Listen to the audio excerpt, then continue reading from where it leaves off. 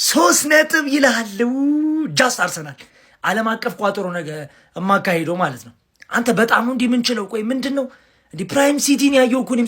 እንዴት ነው ሙሉ 11ዱ ምርጥ ሊሆን የሚችለው? አንተ ስታስበው በኢየሱስ አንተ ዋን ኦፍ ደ ቤስት ሳይኒንግ ማለት ማገይ ነው። ምን አይነት ፐርፎርማንስ ነው የምታሳየው? ኧረ ባጊ ዛሬም የጨዋታው ኮከብ እሱ ነበረ ፉልሃም ላይ ማለት ነው። በቃ ምንም ነገር የለም። በክልሽት ነው የወጣ ነው እኮ እሱና ዲያዝ አለ። ኑኔዝ ፕራይም ላይ ነው ተወሱን። በዚህ አስብ ከኋላ ዶናሩማ ነው። በጣም ነው እንዲህ የምንችለው። ቆይ እረፉ። ይሄ ዋንጫ ጥማት መጣ መሰለኝ። እረፍ ጋርዲዮላ ተው እረፍ እዴ። እሺ ጀማው መልእክት መሆኑ ነው። ፔፕ ጋርዲዮላ እንግዲህ ከባድ መልእክት ጀማው፣ በጣም ከባድ መልእክት 3 ጎልና 3 ነጥብ ወስዶ እንግዲህ ወደ አርቴታና ወደ አርሰናል መላክ ችሏል ጀማው። ይሄ ቀላል መልእክት ነው ብዬ አላስብም። ምክንያቱም በሚያስገርማችሁ ሁኔታ ማለት ነው ጎል አልተቆጠረበትም ሲቲ ላይ። በጣም ያስገረመኝ እሱ ነው ጀማው። ይሄ ቲም ደካማ ጎን የነበረው ዲፌንሲቭ ኦርጋናይዜሽኑ ነበር። እኔ ቢያንስ ሰከንድ ሃፍ ላይ የሆነ ጎሎች ይቆጠሩበታል፣ አሁንም ይሄ የመከላከል ድክመቱ አብሮት አለ ብዬ በጣም ጠብቄ ነበረ። ግን ዛሬ ፍጹም ሆኗሉ። በተለይ ደግሞ ይሄ ጌ የሚሉት ተጫዋች ማለት ነው የሚገርም ኳሊቲ ያለው ተጫዋች መሆኑን በዚህም ጨዋታ ላይ አስመስክሮ ወጥቷል።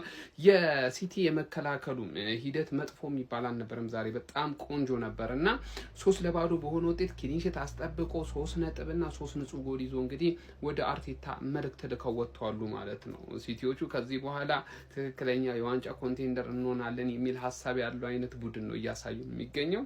ግን ጣጣ ያለው እኛ በራሳችን እንወጣለን። የዛሬ ግን ጎል ሳይቆጠርብሽ ወጣሽውን አወጣጥ ሳላደንቃላል።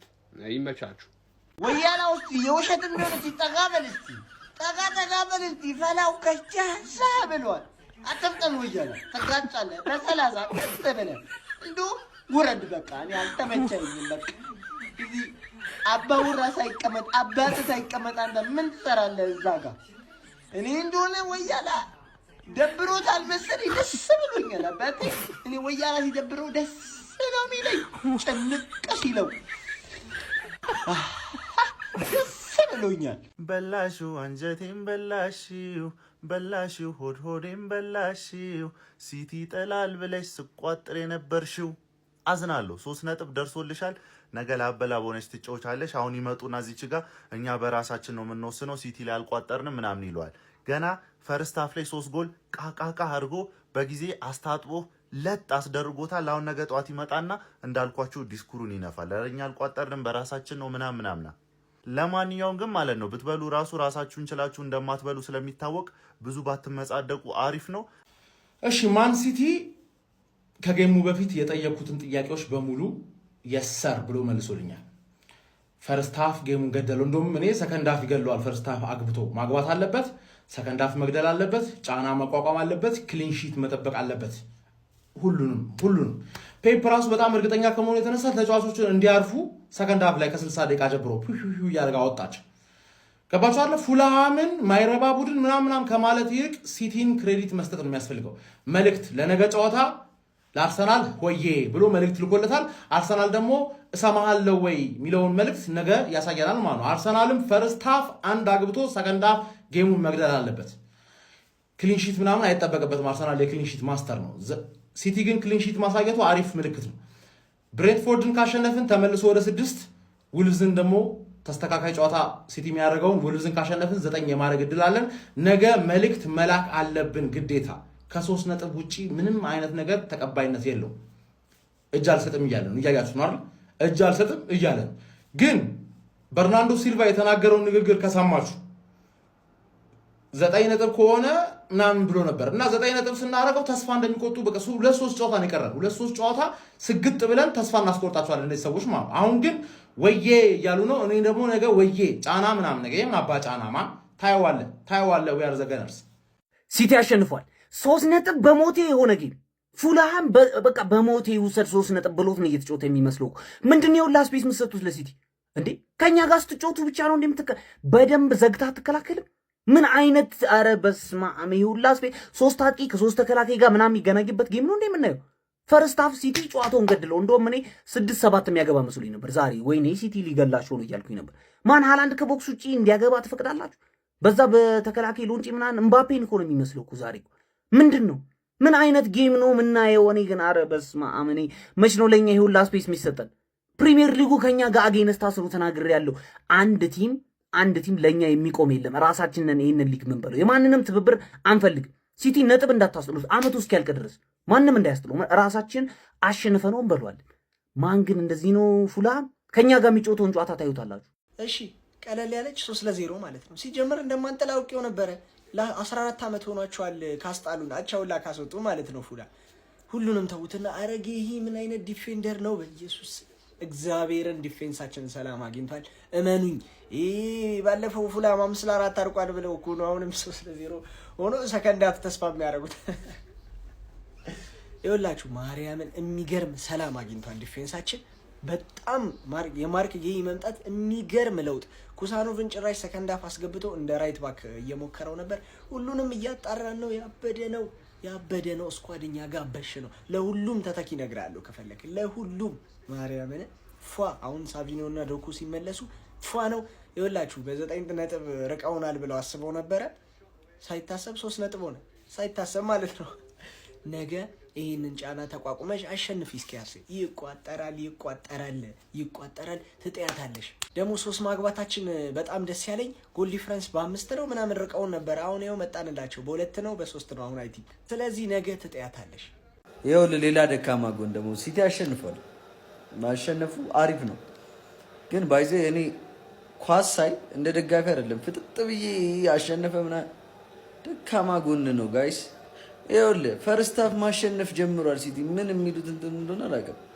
ፈርስት ሃፍ ማሸነፉ አሪፍ ሆኖ ሳለ ግን ሰከንድ ሃፍ ጅል የሚሆነው ነገር ይሄ በኳስ ህግ ገና ስንት አሰልጣኝ አለ እኮ የአንድን ቲም ቁጭ ብሎ ደካማ ጎን የሚያይ ኢማጅን እንደዚህ ቲም እንትን ሲል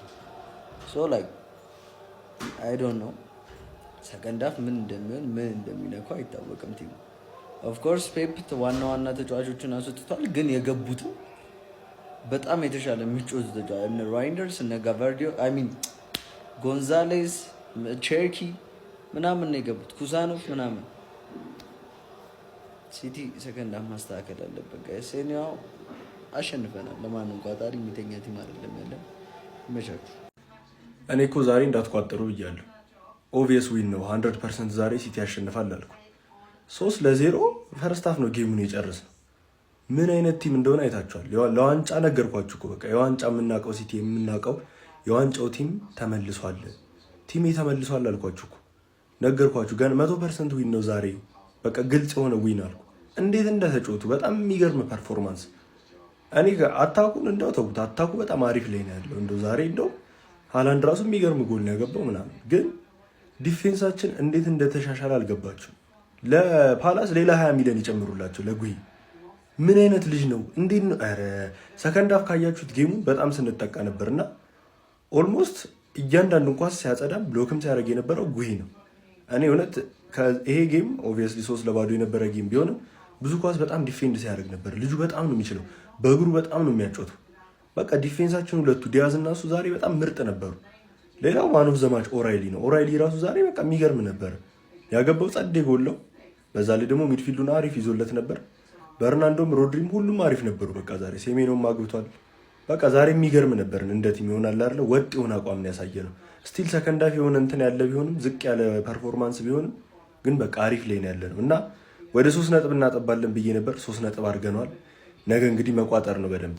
ማን ሲቲ አጠር ያለች መልእክት ለአርሰናል በፖስታ አርጎልኳል። ባይዞ ፖስታ ስል እቺ ክሊንሺቷን ነውና ነገ እንዴት አርሰናል ምላሽ ይሰጣል የሚለውን ከብሬንትፎርድ ጋር ምን ይሆናል። ያው እኔ አሁን ብትጠይቀኝ አርሰናል ምን ይፈጠራል? አርሰናል ኦሬዲ ያሸንፎ ጋፑን ወደ 6 ያጠባል ነው ማለት። ግን ያው እኛ ድራማ እንወዳለን። የሆነ ነገር ይፈጠር ይሆንነ ብለን እንጠብቃለን እና ነገ ምን ይፈጠራል፣ እንዴትስ ምላሹን ይመልሳል አርሰናል ቢሎን እንዳያለን እና ማን ሲቲ እያለ እየተነፈሰ ነው። አሁን እኔ ትንፋሽ አይደለም ማን ሲቲ አርሰናል ላይ ከዛ ሁሉ ሽንፈቶች በኋላ አሁንም ጋፓችን 3 ነው እና ኤኒ ታይም ልመጣልህ እችላለሁ እያለ ነውና እስኪ ምን አይሆን እኔ ጓጉቻለሁ እና የዛሬው ጨዋታ ላይ ባይዘይ ማርክ ጉይ ማለት ነው አንተ ይችላል ወይ የሰከንድ ሃፍ ይውላችሁ ፉላም ሙሉ ጨዋታው ላይ ጥሩ አልነበሩም። ሁሌ ጥሩ አይደሉም ባይዘይ ከማን ሲቲ ጋር ሲጫወቱና የሆነ ጥሩ ሞመንታቸው ራሱ ሲያበላሽ የነበረው ተጫዋች ማርክ ጉይ ነው። ኦፍ ኮርስ ኦራይሊ ማን ኦፍ ዘ ማች መሆን ይገባው ነበረ። ጎል አስቆጥሯል፣ ጥሩ ተንቀሳቅሷል። ግን ማርክ ጉይ ማለት ነው ይችላል፣ አንተ ይችላል እና ነገ ምንና ይሆን ነው አሁን ጥያቄ። እኔ ጓጉቻለሁ። ማንቸስተር ሲቲዎች ተመልሰዋል። አስፈሪው ማንቸስተር ሲቲ ተመልሷል። የዘንድሮን የፕሪሚየር ሊግ ዋንጫ ደግሞ ያነሳል። የሆነ ሰፈር አሁን ብርድ ጀምሯል። ቁርጥማት ምናምን ጀምሯል። ነገ ደግሞ በቋጠሮ እናስጥለውና በ3 ፖይንት ይሆናል። ዘንድሮ እንዳትለቅ። እኔም ከእናንተ ጋር ነኝ። ይኸው እየታሙ አይደል በየሰፈሩ ምናምን የሲቲ እንትን የተባልኩት። አዎ ሲቲ ይሄንን ዋንጫ እንዲያነሳ ፈልጋለሁ። ደግሞ ያነሳልም። በቃ አይቼዋለሁ። ምርጥ አቋም ላይ ናችሁ። እንዳትለቁ። ይሄንን አቋማችሁን ይዛችሁ እንድትቀጥሉ ነው የምፈልገው። የዘንድሮን ፕሪሚየር ሊግ በልታችሁ ፔፕ ጋርዲዮላን በክብር ሸኝታችሁ የሚቀጥለው ዓመተኛ ወደ ዋንጫ ፉክክር ስንመለስ እንድንፎካከር ፈልጋለሁ። በጣም ነው የናፈቃችሁኝ። የዋንጫ ፉክክራችን ያፍትጋ ያንን የመሰለ ቢዩቲፉል ፉትቦል ናፍቆኛል። ዣቢ አሎንሶን አምጥተን እኛም ተጠናክረን እንመልሰዋለን። ያንን ጎልደን ኤራ ሊቨርፑል ሲቲ ኤራ ሲቲ ፑል ኤል ክላሲኮ የተባለለትን እና እንዳትለቁ። ምርጥ ናችሁ። በሚገርም ሁኔታ ኤርሊንግ ሃላንድ አስቆጥሯል፣ ሴሜንዮ አስቆጥሯል። ምርጥ ብቃት ላይ ናችሁ። እንዳትለቅ። ሚዜያችሁም ይዘጋጃል፣ አታስቡ። ወገቡን በመቀነት አስሮ ሽርጉድ ብሎ ያስተናግዳችኋል። እና ፔፕ ጋርዲዮላ እና ሰራዊቱ ያራዳ ልጆች በሚገርም ሁኔታ ዛሬ ያለምንም ጎል ፍቃድ ሳይሰጡ 3-0 በሆነ ውጤት ማለት ነው ፉላምን ጥጉን አስይዘውት አባረውታል ማለት ነው። በሚገርም ሁኔታ ባሳለፍነው ሳምንት ሊቨርፑልን 2-1 ያሸነፉት ሲቲዎች ማለት ነው ዛሬም ደግሞ በሚገርም ሁኔታ ፉላም እንደዚሁ አሸንፎ ከአርሰናል ጋር ያለውን የነጥብ ልዩነት ወደ 3 ማጥበብ ችሏል።